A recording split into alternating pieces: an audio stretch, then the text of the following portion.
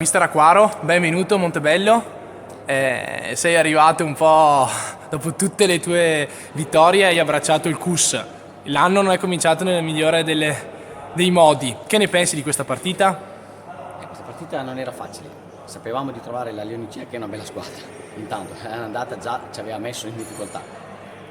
Noi abbiamo fatto un richiamo di preparazione quasi sinceramente inesistente anche dal fatto proprio della storia del CUS, che è fatto di giocatori universitari che giustamente vanno a trovare le loro famiglie, tutti lontano dal Veneto, la maggior parte tanti lontano dal Veneto. Abbiamo fatto veramente 2 allenamenti sinceramente dall'ultima partita di dicembre a questa sera. Sapevamo di essere in difficoltà e alla fine ce la siamo giocati. Secondo me non abbiamo neanche fatto una bruttissima partita, però abbiamo paccato dell'ingenuità e va bene, ci sta. La Leoncina non ha demeritato, ha fatto una bella partita, ha vinto chi alla fine ha dimostrato qualcosa in più in campo. In questo caso stasera sinceramente è stata la Leoncina, è stata molto cinica a sfruttare le occasioni che ha avuto. Ce ne sono state non tantissime da entrambe le parti, ma loro però hanno fatto un gol uno in più di noi ed è giusto così.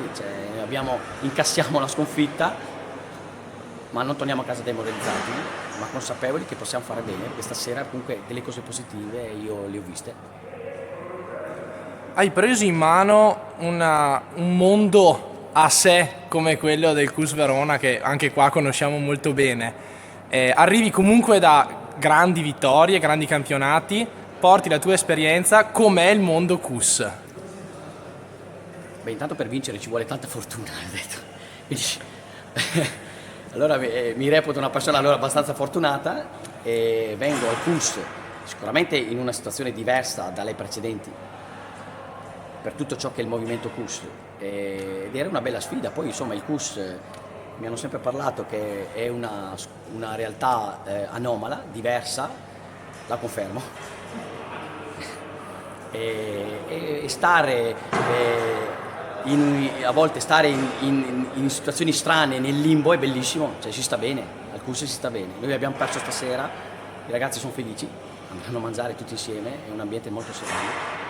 Questo per me, ecco, non l'ho trovato a volte in altre squadre, non tante, quelle che ho allenato, però non le ho trovate. Questo è un ambiente veramente sereno, si sta bene, si cerca di fare il massimo insieme. Il CUS a livello umano è una sfida vincente. Sì, siamo d'accordo anche noi su questo, perché comunque con Alessandro abbiamo una collaborazione da tempo e quindi siamo solo che felici anche di questo nuovo corso, diciamo, che ti vede protagonista. Cosa ti aspetti da questo campionato? Ecco, noi siamo partiti con qualche bella aspettativa. Abbiamo perso dei giocatori strada facendo, sono andati in categorie superiori, quindi vuol dire che meritavano effettivamente questa categoria. E noi a questo punto, per come stanno andando le cose, ma al di là anche per quello che siamo noi in questo momento, ci aspettiamo intanto di portare al più presto possibile la salvezza a casa, perché la categoria la dobbiamo mantenere a tutti i costi, e dopo di fare il massimo che possiamo. Ci sono tanti giovani che giocavano, che è il primo anno comunque che stanno iniziando a giocare, bello, che crescano, anche perché sono il futuro del CUS. Speriamo che siano il futuro, un bel futuro, e noi gli diamo tutte le possibilità di poterlo essere. E noi quindi prendiamo tutto ciò che viene di buono in questo momento, già da venerdì prossimo contro il Valdano. Ce la mettiamo tutte in tutte le partite, dopo ci diamo una stretta di mano, però l'idea nostra è comunque di cercare di vincere tutte le partite. Mister Tragnago, la prima dell'anno fa sempre paura, però stavolta abbiamo portato a casa la vittoria. Sì, stasera temevo tanto questa partita, vuoi per l'avversario, visto anche che era andata ci aveva messo sotto, vuoi perché durante le festività purtroppo ci siamo allenati poco e male, soprattutto perché eravamo sempre in pochi. Incontravamo una squadra che è veramente ostica perché non mollano mai, atleticamente sono molto preparati, sono anche cattivi, fra virgolette, cattivi in senso buono, e quindi avevo proprio paura di questa partita.